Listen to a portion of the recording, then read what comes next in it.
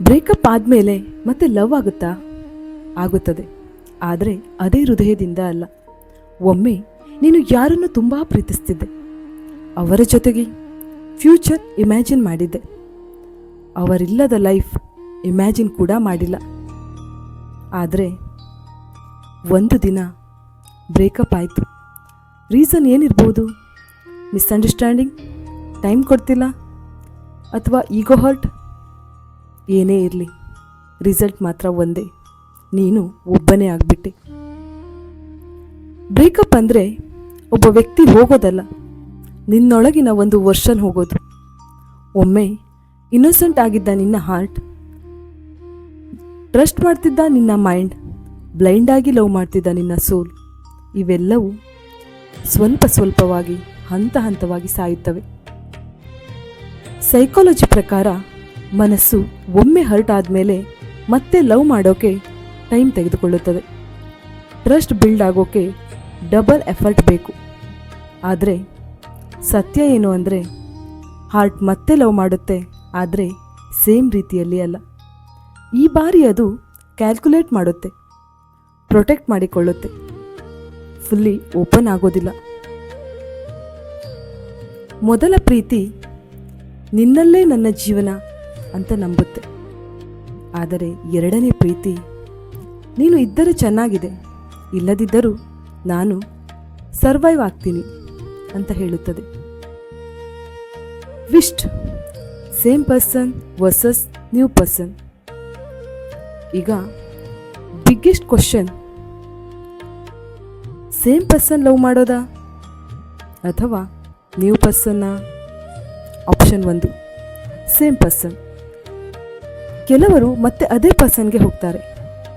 Memories strong ಆಗಿರುತ್ತವೆ, attachment ಬಿಡೋಕ್ಕಾಗ್ತಿರಲ್ಲ. ಆದರೆ ಪ್ರಾಬ್ಲಮ್ ಏನು ಗೊತ್ತಾ? ಸೇಮ್ ಮಿಸ್ಟೇಕ್ ರಿಪೀಟ್ ಆಗುತ್ತವೆ, ಸೇಮ್ ಪೇನ್ ಮತ್ತೆ ಬರುತ್ತದೆ. ಒಡೆದ ಗಾಜು ಮತ್ತೆ ಜೋಡಿಸಿದ್ರೂ ಕ್ರ್ಯಾಕ್ಸ್ ಕಾಣಿಸ್ತಲೇ ಇರುತ್ತೆ.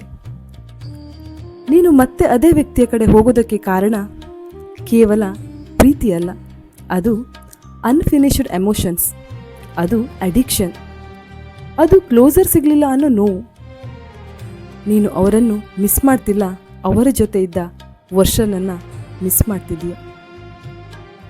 ಇನ್ನು ಆಪ್ಷನ್ 2, ನ್ಯೂ ಪರ್ಸನ್. ಕೆಲ ಹೊಸ ವ್ಯಕ್ತಿ ಲೈಫ್ಗೆ ಬರ್ತಾರೆ, ಅವರು ಹೀಲ್ ಮಾಡ್ತಾರೆ, ಹೊಸ ಹೋಪ್ ಕೊಡ್ತಾರೆ. ಆದರೆ ಇಲ್ಲಿ ಕೂಡ ಒಂದು ಫಿಯರ್ ಇದೆ, ಭಯ ಇದ್ದೇ ಇದೆ. ಇವನು ಅಥವಾ ಇವಳು ಬಿಟ್ಬಿಡ್ತಾರಾ ಅನ್ನೋ ಡೌಟ್. ಆದರೆ ರೈಟ್ ಪರ್ಸನ್ ಬಂದರೆ ನೀನು ಮತ್ತೆ ಟ್ರಸ್ಟ್ ಮಾಡ್ತೀಯ, ಮತ್ತೆ ಸ್ಮೈಲ್ ಮಾಡ್ತೀಯ. ನ್ಯೂ ಪರ್ಸನ್ ಯಾಕೆ ಭಾವನೆ ಡಿಫ್ರೆಂಟ್ ಆಗಿರುತ್ತೆ? ಹೊಸ ವ್ಯಕ್ತಿ ಬಂದಾಗ ನೀನು ಹಿಂಜರಿತೀಯ, ಮತ್ತೆ ಹರ್ಟ್ ಆದರೆ ನಾನು ಮತ್ತೆ ಸೇಮ್ ಮಿಸ್ಟೇಕ್ ಮಾಡ್ತೀನಾ? ಆದರೆ ಸ್ಲೋಲಿ ಅವರು ನಿನ್ನ ಬ್ರೋಕನ್ ಪಾರ್ಟ್ಸ್ನ ಅಕ್ಸೆಪ್ಟ್ ಮಾಡ್ತಾರೆ, ನೀನು ಮತ್ತೆ ಓಪನ್ ಆಗೋದನ್ನು ಕಲಿತೀಯ.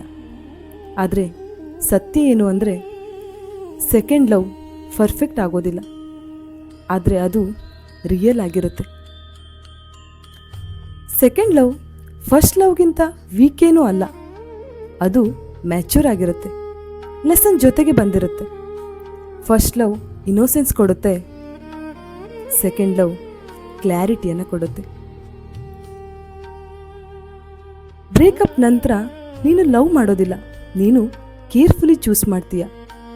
ನೀನು ಅಟ್ಯಾಚ್ ಆಗೋದಿಲ್ಲ, ನೀನು ಅವೇರ್ ಆಗ್ತೀಯ.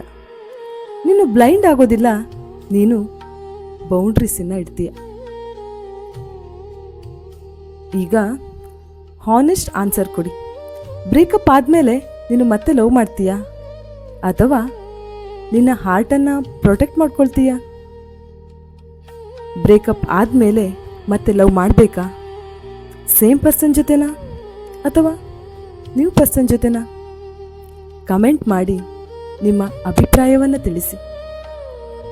ಮೊದಲ ಪ್ರೀತಿ ಹೃದಯ ಕೊಟ್ಟಿತು, ಎರಡನೇ ಪ್ರೀತಿ ಸೆಲ್ಫ್ ರೆಸ್ಪೆಕ್ಟ್ ಕಲಿಸಿತು. ನೀನು ಅವರನ್ನು ಕಳೆದುಕೊಂಡಿಲ್ಲ, ನೀನು ನಿನ್ನ ಭ್ರಮೆಯನ್ನು ಕಳೆದುಕೊಂಡಿದ್ದೀಯ. ಸೆಕೆಂಡ್ ಲವ್ ಸೇಫ್ ಆಗಿರುತ್ತೆ, ಆದರೆ ಫಿಯರ್ಲೆಸ್ ಅಂತೂ ಆಗಿರೋದಿಲ್ಲ. ಇದು ಹೊಂಬೆಳಕು, ಹೃದಯಕ್ಕೆ ಬೆಳಕು ಕೊಡೋ ಪ್ರಯತ್ನ. ನಮ್ಮ ಈ ಪ್ರಯತ್ನ ನಿಮಗೆ ಇಷ್ಟ ಆದರೆ ದಯವಿಟ್ಟು ಲೈಕ್ ಮಾಡಿ, ಶೇರ್ ಮಾಡಿ. ಇದೇ ತರಹದ ಲವ್ ಕಾನ್ಸೆಪ್ಟ್ ವಿಡಿಯೋಗಳಿಗಾಗಿ ನಮ್ಮ ಚಾನೆಲನ್ನು ಸಬ್ಸ್ಕ್ರೈಬ್ ಮಾಡೋದನ್ನು ಮರಿಬೇಡಿ.